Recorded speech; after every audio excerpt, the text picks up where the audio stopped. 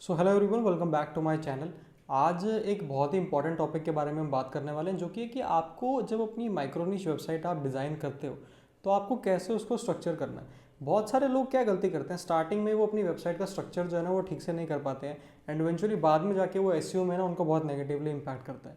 सबसे पहला पॉइंट मेरा ये रहेगा यार, जब भी आप वेबसाइट बनाने का सोच रहे हैं, जब भी आपके पास एक आइडिया है ना, तो आप एक pen and paper, physical pen and paper लीजिए और उस पर बैठ के ना उसका स्ट्रक्चर बनाइए। पहले कुछ पोस्ट इमेजिन करिए जो कि आप लिखेंगे, कुछ कैटेगरीज इमेजिन करिए जो कि आप क्रिएट करेंगे एंड इवेंचुअली आप एक ड्रॉ आउट कीजिए उसका स्ट्रक्चर कैसा दिखेगा। इवेंचुअली एक लेआउट पॉइंट ऑफ व्यू से वो कैसा देखने में लगेगा। एक बहुत ही अच्छा वीडियो बनाया मैंने दूसरे चैनल पे जो कि है द इंपॉर्टेंस ऑफ पेन, जिस पेन से आप लिखते हैं, तो मैं वो भी रिकमेंड करूंगा कि वो भी आप देखना। डिस्क्रिप्शन में मैं लिंक दे दूंगा उसका। पेन एंड पेपर लेके, फिजिकल पेन पेपर लेके ना उसको आप ड्रॉ कीजिए, उसका लेआउट बनाइए, तो एक पिक्चर क्लियर होती है आपके सबकॉन्शियस माइंड में ना। नहीं तो आप आइडिया, फिर वो आइडिया रह जाता है, जब तक वो पेन पेपर पे आता है तो फिर वो एग्जीक्यूट हो सकता है अच्छे से आगे ना। तो पहली सजेशन तो ये रहेगी। दूसरी सजेशन मैं कुछ अपने एंड से दूंगा कि फॉर एग्जांपल हम एक वेबसाइट कंसिडर करते हैं। एक न्यूट्रिशन वेबसाइट है जो कि कैलोरीज बताती है, डिफरेंट डिफरेंट प्रोडक्ट्स में कौन सी कैलोरीज होती हैं। तो मैं आपको एक्सप्लेन करता हूँ कि ना कैसा उसका स्ट्रक्चर दिखना चाहिए for a good SEO point of view, जो कि थोड़ा प्रोफेशनल भी लगे। यूजुअली क्या होता है, बहुत सारे लोग ना ऐसे वर्डप्रेस पे ब्लॉग बना देते हैं एंड उस पर वो बस डाले जा रहे हैं, आर्टिकल डाले जा रहे हैं। उसका ना ही यूआई यूएक्स अच्छा है। इन फ्यूचर में यूआई यूएक्स के ऊपर भी वीडियोस बनाऊंगा कि कैसे आप उसको अच्छा कर सकते हैं from a user point of view, कि वो देखने में अच्छा लगे। But for today I am gonna tell you about कि यार कैसा ना एक्चुअली में स्ट्रक्चर होना चाहिए वेबसाइट का। तो जैसे कि ना फॉर एग्जांपल हम एक कैलोरी वेबसाइट ले रहे हैं फॉर नाउ। तो फॉर एग्जांपल एक ये वेबसाइट ली है हमने जिसमें कि हम डालते हैं, फॉर एग्जांपल न्यूट्रिशन वेबसाइट है ये। सो जो भी एक न्यूट्रिशन वेबसाइट होगी उसके जो दो मेन पिलर्स होंगे वो दो चीज़ें होंगी, एक तो फूड होगा और एक ड्रिंक्स होगी। ठीक है, तो वो हम यहाँ पे बना लेते हैं कि एक अपना फूड आ जाएगा यहाँ पे और एक अपना ड्रिंक्स आ जाएगा। ठीक है, अब ये दो मेन डिवीजन हो गए हमारी जो ऊपर से फर्स्ट लेयर पे जो हमें दिखेंगे। अब फूड में भी बहुत सारी कैटेगरीज हो सकती हैं। लेट्स सपोज हम कैलोरीज बता रहे हैं, अब कैलोरीज के साथ साथ उसमें और भी कैटेगरीज होंगी कि कोई फूड होगा हाई प्रोटीन होगा, ठीक है, और भी बहुत सारी, जैसे बहुत सारे लोग कीटो डाइट प्रेफर करते हैं। ठीक है, तो एक होगा कीटो फ्रेंडली आ जाएगा यहाँ पे ना, और XYZ आगे बनती जाएंगी। तो ये फिर इसकी ब्रांचेज हो गई हैं यहाँ पे ना, और ये ब्रांचेज आगे बनती रहेंगी ऐसे करके। Same goes with drinks. Drinks में भी बहुत सारी ऐसी चीज़ें होती हैं। लेट सपोज कोई ज़ीरो शुगर चाहता है अपने ड्रिंक्स के अंदर में, कोई हाई कैफीन चाहता है। ठीक है, तो ये डे वन से ना आप कुछ कुछ चीज़ें प्लान कर सकते हैं अपनी वेबसाइट के साथ में। अब ये भी सो ऑन बढ़ता रहेगा।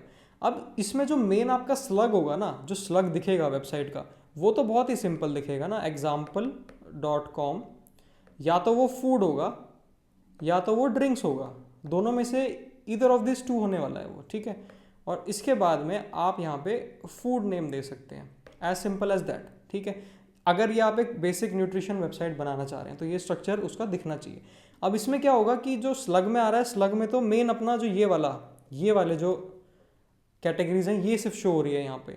बट इसमें ना और भी कैटेगरीज होंगी हमारी, तो और भी कैटेगरीज आप वर्डप्रेस में जाके सिलेक्ट कर सकते हैं वहाँ पे ना। तो मेन कैटेगरी तो ये है, बट इसके साथ में ये भी लिंक है इससे ना, हाई प्रोटीन भी लिंक है, और लेट सपोज कोई दूसरी कैटेगरी भी लिंक है इसके साथ में। तो इससे ना स्ट्रक्चर बनता है एक वेबसाइट का। अब इसमें ना आप और भी चीज़ें कर सकते हैं कि आप टैग्स भी डाल सकते हैं। लेट सपोज आप चाहते हैं कि हर एक स्मॉल स्मॉल चीज़ के लिए मैं कैटेगरी ना बनाऊँ अपनी साइट पे, तो उसके लिए आप टैग्स यूज़ कर सकते हैं बेसिकली ना। तो टैग्स में आप क्या डाल सकते हैं भाई, कौन सी कंपनी का है। लेट सपोज कोई ड्रिंक है, कोई कॉफ़ी है जो कि हाई कैफीन है, वो ड्रिंक्स यहाँ पे आ गया और उसका जो नेम है वो यहाँ पे आ गया, और टैग्स में आपने स्टारबक्स डाल दिया है। ठीक है, तो एक बहुत ही अच्छा स्ट्रक्चर तैयार हो गया आपकी वेबसाइट का कि न्यूट्रिशन वेबसाइट है, एक ड्रिंक है जिसका यूआरएल से ही पता चल जा रहा है कि वो क्या है, उसमें ड्रिंक्स आ जाएगा, फूड नेम आ जाएगा आपका, सारे आपके अच्छे अच्छे कीवर्ड्स टारगेट हो रहे हैं यहाँ पे। कैटेगरी में आपका टॉप पे आपका हाई कैफीन आ गया, और ब्रांड कौन सा है, स्टारबक्स का है। तो एक पेज पे बहुत ही अच्छा लेआउट तैयार होगा आपका। अब ये तो हो गया हमारा जेनरिक जो स्ट्रक्चर है वेबसाइट का। अभी इसमें मेन पॉइंट क्या प्ले करेगा कि आपने इसको जब डिज़ाइन किया हुआ है तो कौन से लेआउट कहाँ पे दिखाए हुए हैं, कैसा यूज़र इंटरफेस है। ये बहुत सारी ऐसी चीज़ें होती हैं जो कि देखने में छोटी लगती हैं बट एक बहुत ही इंपॉर्टेंट रोल प्ले करती हैं एक वेबसाइट की लाइफ में। तो इनके ऊपर मैं कोशिश करूंगा कि फ्यूचर में ना और वीडियोस लाऊं। तो एक बहुत ही सिंपल सा स्ट्रक्चर बताने की मैंने कोशिश की थी। अब ये तो एक स्पेसिफिक नीच था, ये आप अपने किसी दूसरे नीच में भी कर सकते हैं। लेट सपोज एक और एग्जांपल मैं आपको देता हूँ। सेम चीज़ ना आप प्ले स्टोर पर जाके देख सकते हैं। अब प्ले स्टोर पर क्या लिस्टिंग होती है भाई, एक गेम्स लिस्टिंग है और एक एप्लीकेशंस लिस्टेड है। ऊपर टॉप पे क्या है, टॉप पे एंड्रॉयड है, एंड्रॉयड के लिए गेम्स हैं या एप्लीकेशंस हैं।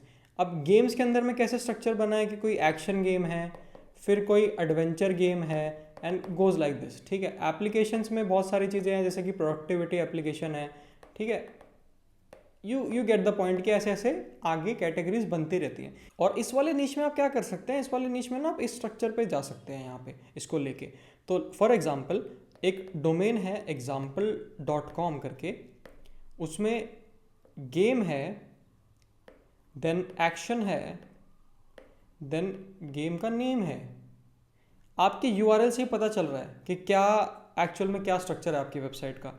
कोई अगर इसको हटाता है यूआरएल में से तो ऑटोमेटिकली वो एक्शन वाले कैटेगरी पेज पे चले जाएगा। कोई एक्शन को हटाता है आपके यूआरएल में से तो ऑटोमेटिकली गेम्स पे चले जाएगा। कोई गेम्स को हटाता है तो ऑटोमेटिकली आपके होम पेज पे आ जाएगा एज इट शुड बी, ठीक है। ये एक बहुत ही जेनरिक टेम्पलेट है। अब इसमें भी आप इसमें भी आप बहुत सारे अलग अलग टैग्स डाल सकते हैं। लेट सपोज इसमें कोई डेवलपर का आप टैग डाल सकते हैं, तो एक बहुत अच्छा टेम्पलेट तैयार हो जाता है वेबसाइट का। मेरी सजेशन ये है कि जब भी वेबसाइट आप बनानी स्टार्ट कर रहे हैं उससे पहले आपके माइंड में मेकअप होना चाहिए क्या स्ट्रक्चर रहने वाला है वेबसाइट का। और एक पेन पेपर लीजिए, फिजिकल पेन पेपर लीजिए, उस पर आप बैठिए एक खाली रूम में जहाँ पे शांति हो और वहाँ पे आप अपना स्ट्रक्चर ड्रॉ कीजिए। आपको एक बहुत ही क्लियर पिक्चर दिखेगी कैसे अपनी साइट को आप विजुअलाइज कर पाएंगे। मेरे हिसाब से बहुत अच्छा तरीका है साइट बनाने से पहले उसको विजुअलाइज करना।